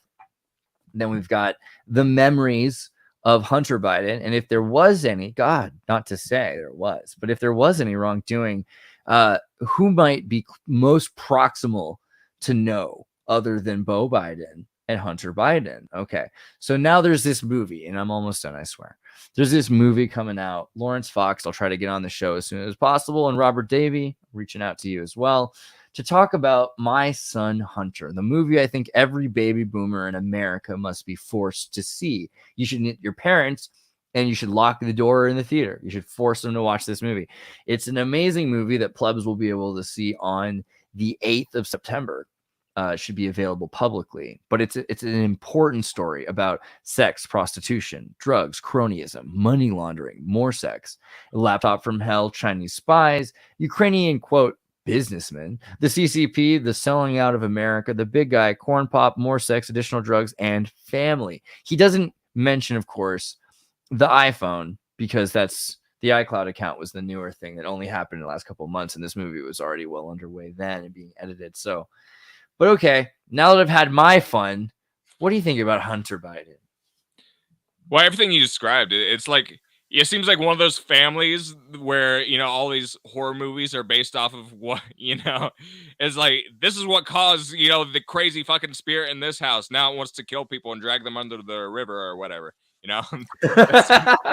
That's even worse, because I was the one with the I like the and family part. I was like, oh yeah, it's the mafia, right? This is a Teamster mob Pittsburgh group, right? I forget, you're from Pennsylvania? Philadelphia. Yeah. You're from Pennsylvania. Yeah. It's like holy bro. So I mean, like, in terms of Pennsylvania, in terms of the mob, I mean, I've got people calling me telling me that their parents were killed in by Biden, you know what I mean? Like, so what do you think about the 70s, 80s Pittsburgh corruption and everything, and where we're at now with Pittsburgh? So as a my actual like historical knowledge of Pennsylvania is pretty weak. It's good. Like, that's probably why you're alive. It sounds like. I mean, no, I mean, like, so the main controversy near me is Penn State. Well, I mean, they had the whole thing. They had the Sandusky scandal. And knowing a lot of people through everything that went on with that, you really get to see, well, how indoctrinated people are. It's like people will hold on to their belief system no matter what's thrown in front of their faces. Like, I mean, nobody was really defending Sandusky, but they were like, oh, well, it was just him. There was nothing else that could have been done no better. pine cone ritual about the pineal gland and the Uranus goddess. No, stay back. Right. Yeah. I mean, no, it doesn't surprise. Like, I had a buddy though who was in Pittsburgh running 2007, 19, 18, whenever was the last thing that was a big deal before this one in Pittsburgh. He was kidnapped. I'd done an interview with him that never even aired because it was at the Palace Theater. He was kidnapped, put in a limo or a van or something like that for like 8 hours during the election, and then released afterwards after they fulfilled pushing ballots to specific parts of Pennsylvania. So I mean, there's a lot of weird energy there, and like there's a lot of people that run, you know, like the restaurant scene, to own a business in a part of the country where there's not that much money coming in. You know, like a lot of the world has gangsters and organized crime that help support the businesses. Biden seems pretty complicit with that. Like, is that not his like legacy? I mean, I didn't read into all that. It's just like, it looks like there is a lot of like shady stuff on his record. I mean, well, now that he has dementia and like during his campaign trail, he's like, oh yeah, children will touch my leg hair. You know, that's factual information. There's videos of him saying that. So it's factual information. It's like Daddy in Fern Gully. He's like, like all the staples are starting to click together a little bit. It's true. I feel bad saying that. Yeah, it's like now when you have dementia, Freudian slips start to really, you know, increase in their magnitude. So yeah, I mean, we're not making any accusations here. It's just like, I think our view of politics is pretty dark in general. Like it's not just like, we're not taking like a sort of what's the word? I would say like a pornographic approach. Like, oh yeah, we just love all the dirt and we're bringing all the dirt. I think our perspective on politics is actually like pretty dark. compared to. I mean, maybe, our perspective on the world's a bit cynical, is all. I mean, it's just the idea that Hunter Biden is particularly evil because he does prostitutes and smoke crack. I mean, there's a lot of friends of mine that have probably done the same thing. I'll admit. You know, I think in the world, Yeah. we've met some people that do those things. Maybe they haven't succeeded in manipulating billions of dollars out of third world, fourth world states, or out of taxpayer funds for them from the United States. Maybe they haven't made the same kinds of deals, though, with China, or, you know, against Taiwan is a better way to put it. Maybe not. So I wonder, in terms of power, are we looking at it like, hey, you know, we know this kind of person, they should not be idolized, or what is it? What are we saying? Well, I don't idolize anyone in general. Like, I mean, Word. yeah, of course, like everyone is brought up to maybe to a certain degree idolize your parents, because to your parents they're sort of, you know, deities, you know, because like they they showed you this world and they're like, oh yeah, this is awesome, but like that's a whole other rant about. But generally speaking, when it comes to idolizing people in general, like um my favorite people that I would come close to idolizing, people like, you know, George Carlin, I guess, like, or He's legit. yeah, I mean, I like him, but I think he would take the same world stance. Is Dude, like, Gina's gonna be so great in my son Hunter, though. I can't wait. oh It's wow, gonna be, yeah. but like with Hunter, no, like, to me, it's starting to really seem like, oh wow, this guy is like really actually very seriously like traumatized, and it's like, like What did he traumatized. see in that car? Right? Yeah. Yeah, like maybe not What did Daddy do? from all of his collective experiences. Like, why is like in a person in his position, like you can keep your shit secure if you want to, but maybe like you don't care that much if someone finds out. That's that might be it. He probably at this point he probably doesn't care if people know all of his like addictions and stuff. Not because like he might feel a sense of remorse about it, but at the same time, like there's a sort of well, a self-harm sort of sense to what he's doing, say everything I do against myself I'm doing against my family, and that's revenge. um that's yeah. That's Daddy wasn't there. Yeah, basically. It could be. I yeah, mean, and also that could be, I mean, and it's been suggested, why is he still alive then? And it might be just because he knows, and he's got some mockingbirds somewhere, some canaries in the coal mine, ready to yeah. release to say some stuff that other people have done, you know, because he's been around Oh, it. like, well, I mean, even we'll take the most corrupt people. I think if we're going down that line of thought, and I understand we have to be a little bit censored here, but like, um, family means a lot to even the worst people. That's the way I would put it. Like, I think, you go down through history, I think that transitions to modern time. There's nothing that's more important to men than, well, I mean, their children, but particularly their sons. Like, I think that still holds true. Like, there's nothing more important to a man, even an evil man, than his son. So I think there's a lot of lines that the viewer, whoever's viewing now, can kind of fill in from that. Yeah. I mean, and then looking at the diary. So, you know, again, with the 2 Florida residents have pleaded guilty to stealing Ashley Biden's diary and other belongings before selling them to Project Veritas, which, by the way, there's an episode right now, and I don't usually do this, but, you know, if you take the time after this and you're going to watch something, check out the diary on Project Veritas. That's right, I said. So Yeah. anyway, because, you know, like, you know thyself, find out the truth. And if I could, I would click on this, and I will. You know what? I like to do this because anytime you even look at InfoWars, I get upset. But, you know, look at Zero Hedge, which is the place that the articles came from in the first place that got InfoWars in trouble. Good job. What's your name again? I don't want to get you in trouble, but yeah, we all know Zero Hedge is like, what is he? He's an Albanian living in Silicon Valley. 2 plead guilty to stealing Ashley's inappropriate shower with dad diaries. Harris and Kurlander stole personal property from an immediate family member of a candidate of national political office as Damian Williams, U.S.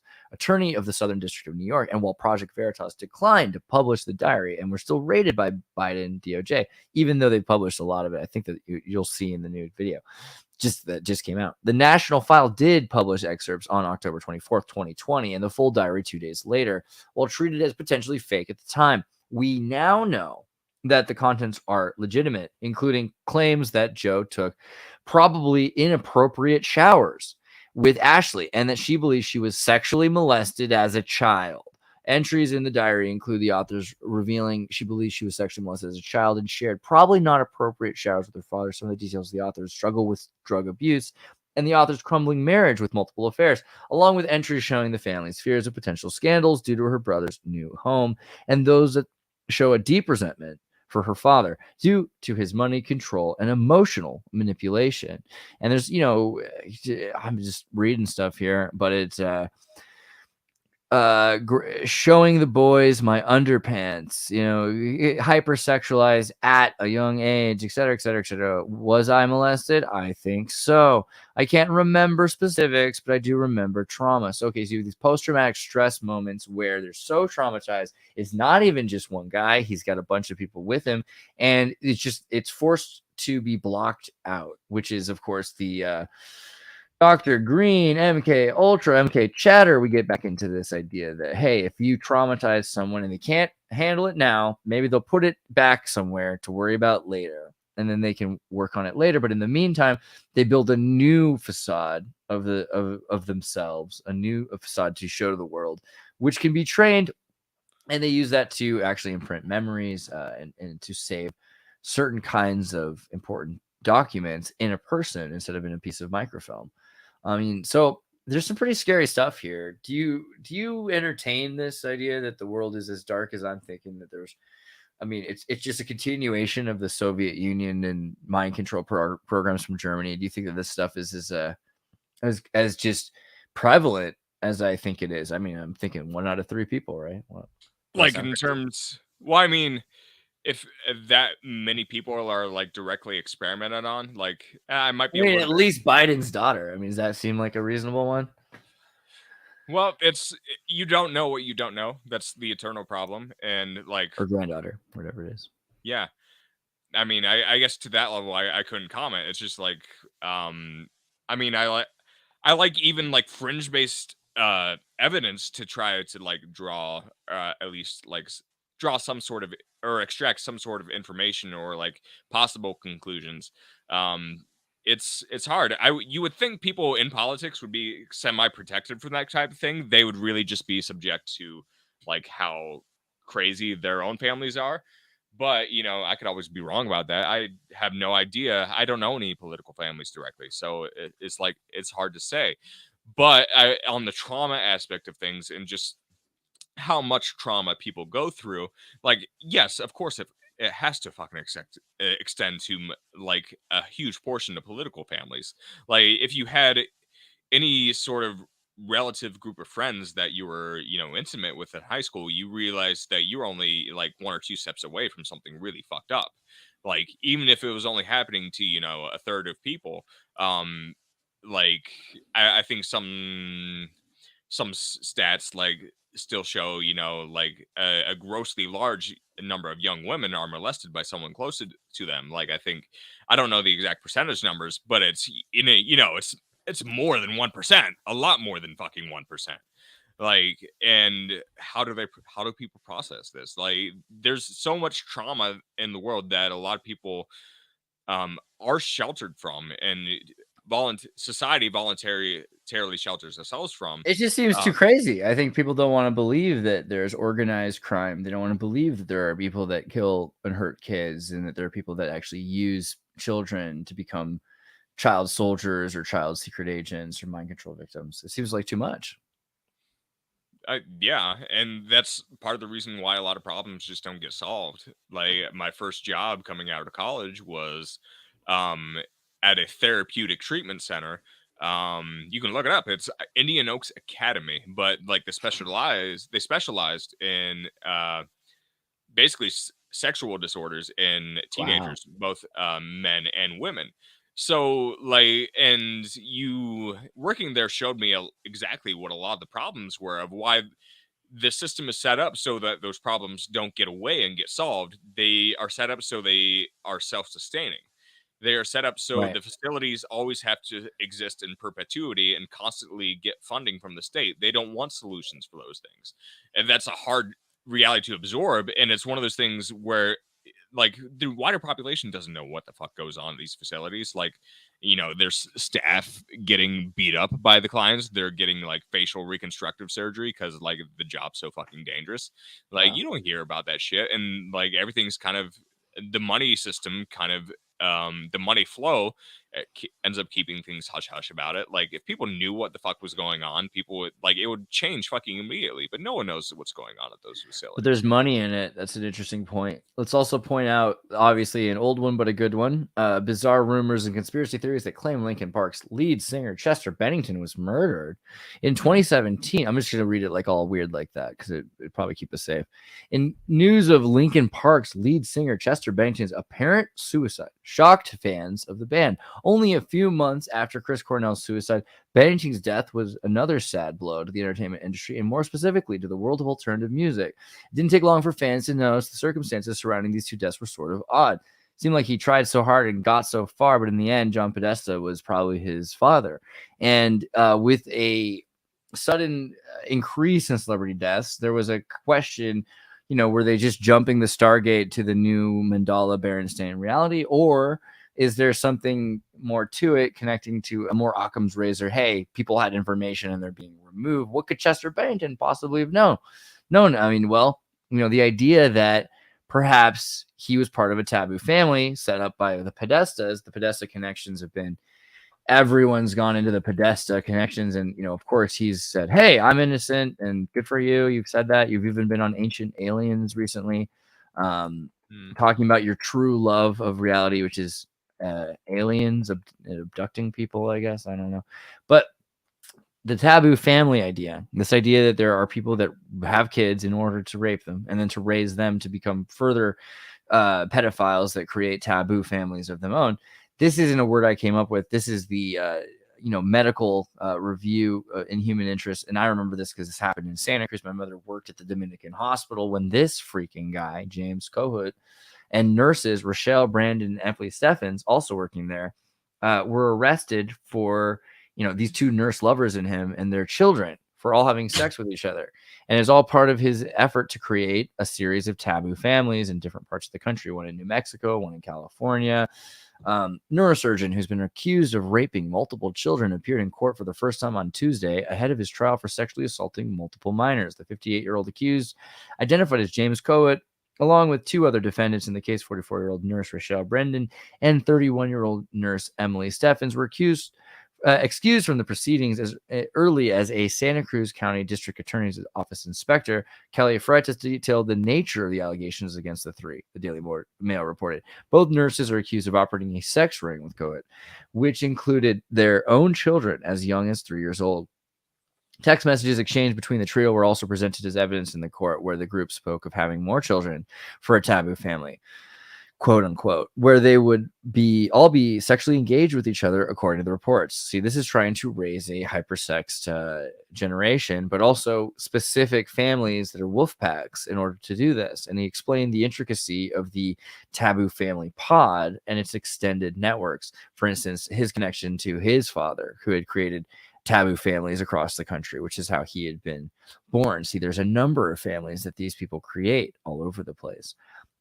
This was tied in to, of course, he was finally murdered, found dead in his prison cell after taking his own life, which is suspect. Who's to say? But, you know, probably because he knew so much. Usually you could say, hey, a guy was killed in prison. But if he knew so much that they had to take him out and make it look weird, they just say he took his own life. There's just been so many examples of this idea of taboo families across the United States. The idea that Linkin Park might have been a victim of a taboo family. But I wonder what you think about that idea. I mean, if there's examples of this, he's a little bit less prominent. He's not a celebrity. He's just a neurosurgeon. But neurosurgeon's doing pretty well for himself. So there's these people in high places that are considering you can buy people from other countries if you have enough money. Right, yeah. But also he's, you know, this is, you saw the thing with the Linkin Park, right? Let's do the Linkin Park Podesta conspiracy again, just for the point, is that it's not just that he adopted Chester Bennington. It's the conspiracy theory that he is his son in a taboo family. That a number of these people are raised around the country through taboo families. Now, of course, I'm not suggesting this is true. These don't get me in trouble, guys. I know, but I'm just saying this is what people are talking about: is this idea of raising kids in order to be traumatized victims that are maybe what's the term?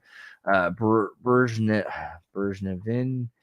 He says, I can never spell right. No, there you go. Brezhnevinsky says that there will be a technotronic age, and in the technotronic age, some people will be raised in order to have sirens on their cars to pass through the red lights. Where's the right quote? Basically, there'll be okay. Here we go. Such as the technotronic era involves the gradual appearance of a more controlled society. Such a society would be dominated by an elite, unrestrained by traditional values. Soon, it will be possible to assert almost continuous surveillance on every citizen and maintain up-to-date, complete files containing even the most personal information about the citizen. These files will be subject to more instantaneous retrieval by the authorities. So, of course, crime will become impossible, because no one will be able to commit a crime, but license to commit heinous acts beyond what is considered ethical or moral today will be an essentiality to the elite, right? So, I mean, are we seeing a reflection here of what Biden promises, of what America promises, of what the elite promises, that there are those above the law? And also, what's the cost? Are we literally saying that people have to be traumatized sexually and physically in order to be allowed to be part of this caste of intelligentsia? Lots to unpack there.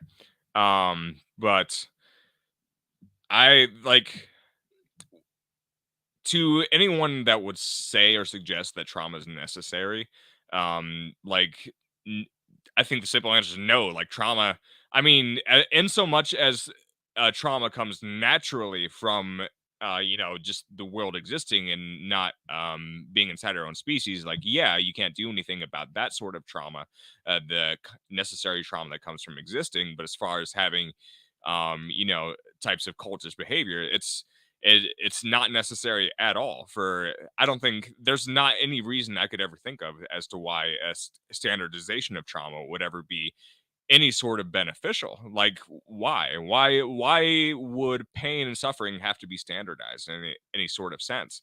I don't think there's any good reason. I think the only reason you can come up with is the fact, like, if we're going to use religious figuratism, like, it's the constant battle between, like, good and evil, or God and Satan himself. It's like Satan wants to exist. Like, there's a concentration of people that want to do evil things, and they want to keep on existing. They want to say, haha, look at me, I'm getting away with this. And we know that it's out there. And the only way to, like, it can't be killed at this point. We're not ready to kill it.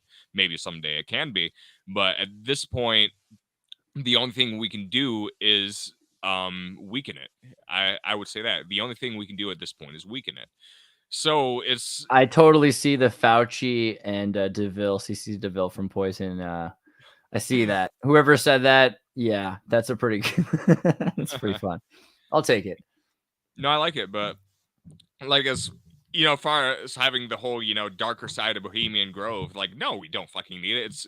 It's perverted. It's, at the end of the day, it's people giving in to the baser versions of their animalism. And, like, we, to a certain degree, I think we can separate ourselves from animals. We don't have to Do act we have like to give in to our animalism in order to become Crowleyan? I mean, Crowley's whole idea is rejection of the civilization at large. I mean, can we reject the impotence and the hypocrisy of civilization without returning to pedophilia, animal urges, bestiality, whatever satanic alternative to order? Is there another order? Is that, yeah, there. I like to imagine then there's an order that doesn't, include fucking animals. That I'm crazy. Like, I think it's very fucking possible. What a radical theory! Yeah, I know. No, I mean, is that the Tao then? Are we trying to say that we have to step away from the material order? Or is it the Tao, or is there something else? I mean, what is it? Can it be that concrete? Is there an objective, knowable truth, Kurt? What do you think? Hey, maybe I like the way you pry me. It's good. There, This is, I mean, this is interesting because like maybe I could like meditate on this a bit and like really make more like mental progress on it. Like I would say that it may not necessarily be about truth or noble truth. Like we know that like we constantly try to gravitate towards truth. Um but in order to have a society that we won't ever have a society without pain or trauma. We can only have one where it's minimized, and we're not engaging in blatant acts of, you know, like abhorrent hedonism that is probably bad for our psyche and bad for our species, and it's destructive. I think we can live in a society without unnecessary destruction. And the way we achieve that might be like, you could say like, yeah, maybe part of our drives are animalistic and we need to express it in some way. I don't think there's any reason as to why we can't express those things in an artistic and theatrical sense, and they don't have to affect our main psyches. Like I think if you get yourself so lost in art, you're able to go to very dark places without exacting that on other people. And we're not like, in some senses we have a society that allows people to do art to a certain degree, but we're not a society that teaches people to be artistic. And I think that is the main trade-off. We haven't culturally developed to understand the value of art and the value of self-expression. Sorry, I'm waving this. I have flies in here, but I Get your think, electric fly swatter. That's the way to go.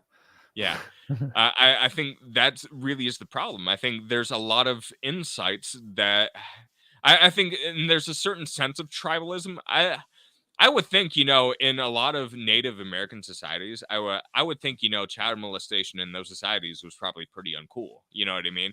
And if Yeah. one person was doing it, the whole fucking tribe would know about it. And I mean, there probably has to be, you know, more historical data or like something. There probably isn't that much of information available, but I'm really suspicious it was pretty fucking uncool. And like there's certain aspects of things now that we would consider to be primitive. Like we'll go down to, there's some sort of Latin American village where it's completely normal for the kids. I'm not suggesting this, but it like to do rituals like things like mushrooms are totally cool. Like Right. Well, I mean, everybody you know, have we've their obviously mushrooms. talked about the military using kids in Montauk. I mean, the childhood ambassadors to Dimension X. There's a level of that's what people do, you know. No, I I would also want to say Kamala Harris 2024 says, Brian, I can't believe I shared this. I'll get you for that, Brian. I'll get you. Now, I think a lot of cultures are like subcultures that are a little bit more in touch with their sense of tribalism. Like I would like to see some research into those types of village and see things of like, well, certain measures of trauma and certain rates of, you know, like pedophilia. Like I am suspicious that they are probably lower than our society, which we tend to bring up as being so advanced. And like we're not advanced unless we make spiritual advances as well. And have we been making spiritual advancements over the past 50 years? I don't think we have.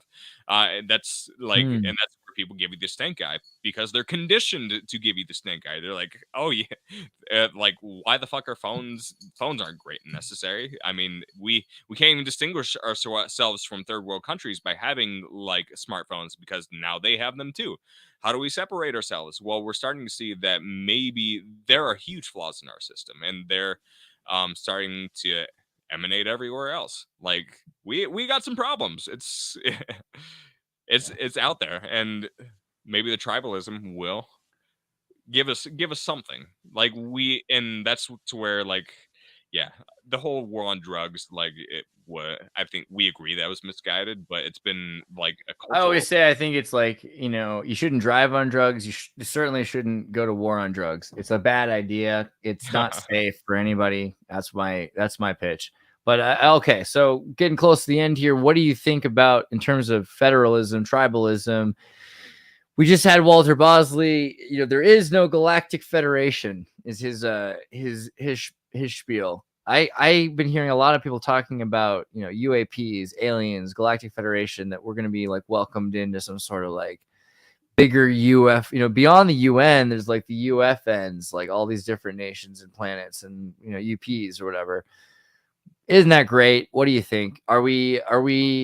Is humanity being, is this that scene in Independence Day where they're like, welcome aliens, and then they just shoot them because they're not anymore. They're just as Saxon Viking running amok as any human would? Or, you know, are we overthinking this? I can admit it. I wrote a short story about aliens. And so the thing I tried to go for, I think I did like 40,000 words in it. I don't know. But like what I was going for is like I think people envision aliens to be optimistically. They envision them sort of one sort of optimistic, or like the other extreme, which is like Alien versus Predator. Right. There's like like gray. There's some people that love the avians. There's some people that fear the Dracos. There's Yeah. there's a few options out there. There's like ET definitely kind of weirds me out. I can't imagine he's nice all the time. You know what I Yeah. mean? But That guy likes to gamble, and he's into cockfights, and you know, he probably kills people or maybe Yeah. even kids. So what I go for in the short story, which is like the only like thing I've ever like, I tried to just like write something, see like, oh, I'll just try it. Where I was going with it was like, I don't think like encounters with intelligent life could be way a different type of terrifying than what we envision it. And so what happens in this short story is that the basically this hyper intelligent life knows about us, and they're just like, all right, this is interesting, and they're already studying us, and they know we exist, and they're just going to make their fucking move. It's not going to be a good move. They think we're primitive. We're primitive. Like they're so far culturally advanced that they're like, oh, look at these motherfuckers. They have nothing that we have, and they're not intelligent compared to us at all. But they're like the next best thing that we've seen in the universe. So what they do is they literally have the tools of enslaving the entirety of humanity upon meeting us. So they end up like capturing us with and controlling our central nervous systems, and they end up like putting us into like different types of like experimental zoos, and like in and they can put us in all these different types of zoos, and there's a certain population that knows that they've been captured, and there's another part of the population that doesn't know they've been captured. It's like life is just kind of reset, and they have to know what to make of it. And I think there's a certain aspect of that that's actually completely terrifying. You know what I mean? That Like, is what most of society is like right now. If you think about yeah, it, I mean, you've got, and I've seen human zoos as a thing that exists now. In the 1900s, they yeah, were like, oh, wow, we're so civilized. We got to make sure we save some of these tribal people. Let's make sure we don't let these tribal people advance or anything, because then we'd lose what really makes humanity fascinating are these human zoos, right? But I mean, isn't that what humanity is today? We've got people that are being held back. I know, I mean, my guy in Nigeria I did the video with, they're just constantly trying to make sure he has no access to the stuff that I have access to, the stuff that you have access to, PayPal, Google, Facebook, Venmo, you know, Instagram, every single Fiverr, every service that you could use, that you could try to get out there and be part of the world economy and move forward and progress. There are places where they're like, no. We don't want these people to do that, because then, you know, everything will change here. Right. Is that fair? Or is that evil? that's a good question. Like, I guess it depends on what they want, and like, Well, I think, definitely they don't want to be like in a human zoo. Who's they though? Are you yeah, talking about the people in the zoo or the yeah. Well, zookeepers? The the zookeepers. the when we're talking about real life and real humanity right now. Yeah. So like I would say those people, if they're interacting with other people in society, like how aware are they of like advanced technology? They might be aware to a certain degree, but it's hard for me to know.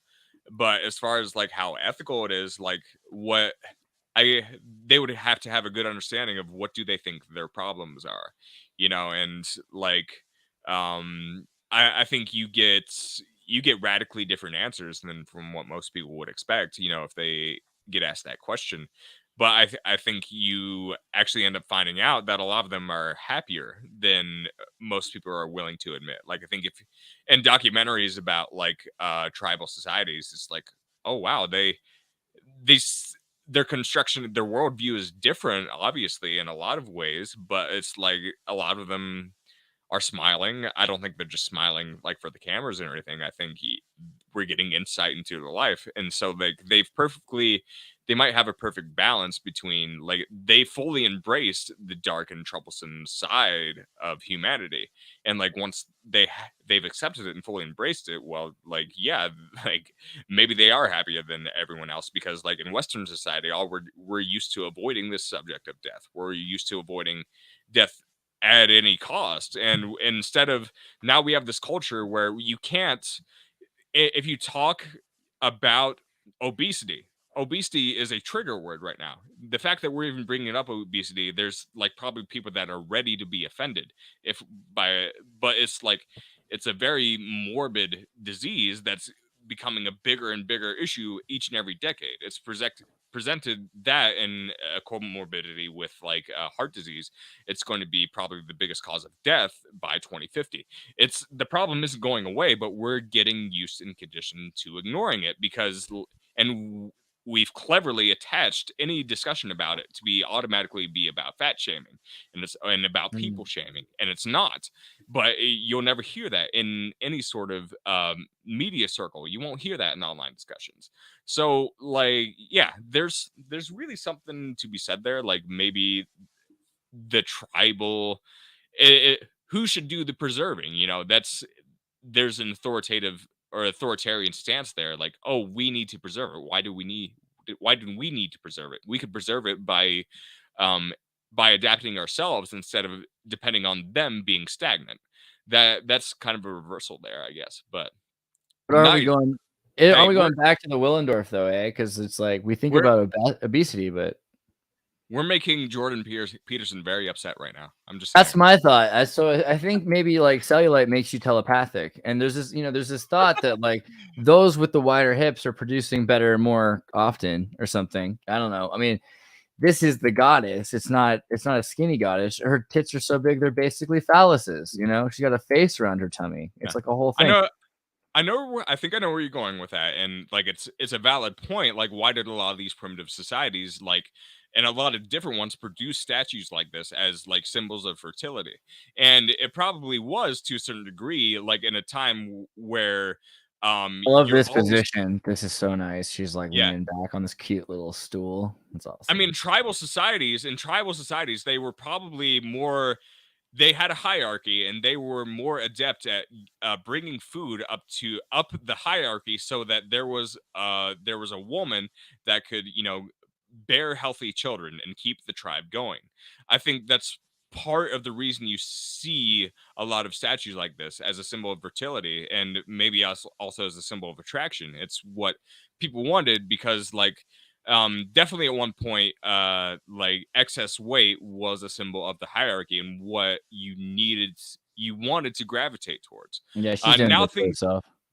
And now, like, we do have weird standards. Like, obviously, in the 90s, like, we didn't value, like, wide hips in the 90s. At least, like, sports covers didn't as a standard, which, in hindsight, was extremely unhealthy.